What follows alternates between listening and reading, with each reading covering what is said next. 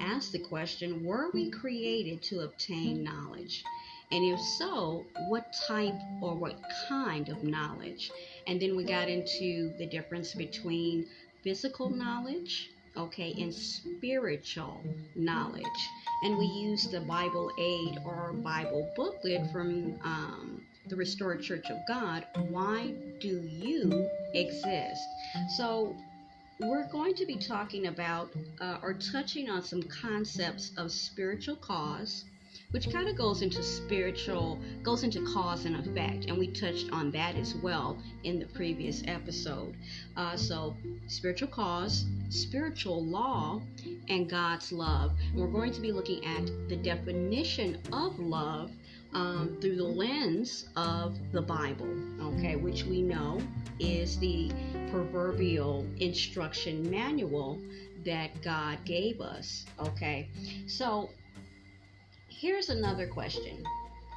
Would the one who created mankind, the one who says he is love, and there's a reference in 1 John 4 verses 8 and 16, not then have explained the supreme importance of love within his plan, within God's plan? Would he have neglected to explain the principle of cause and effect? Now, broadly speaking, there are two different ways of life. One is the give way, the way of love, okay, and outgoing concern, God's way. The other is the get way, the way of selfishness and self-concern, the way of this world, okay, if you really have eyes to see, and if you just take a moment and just be still and actually look, you will start to see basically what we're saying here. Now, love, okay, is patient, it's kind, and it's considerate. And when I say love, this is me talking, okay? That means real love, okay? Not fake love, not people putting on airs and whatnot, saying they love you. This is like authentic love, okay? Love is patient, love is kind, and it's considerate. It shares, it cooperates, it serves, and it helps, okay? Christ taught this in his ministry on earth.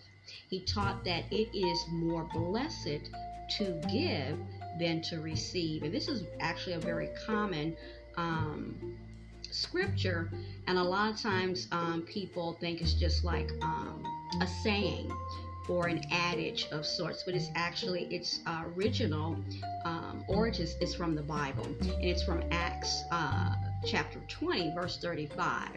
Now, the way of love is a great unseen spiritual law. So that gets into what we're talking about. Spiritual cause, which is connected to spiritual cause and effect, as well as spiritual law, okay, that keeps those who keep it, okay?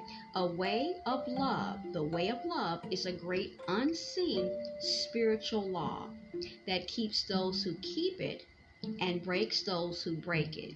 It's inexorable and very binding in every aspect and in every relationship actually in life.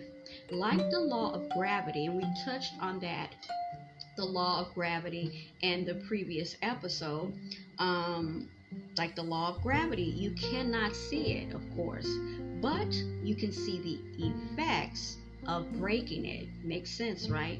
So this world is based on the get way rather than the give way, which is God's way. So if it's not God's way, the give way, who is the get way?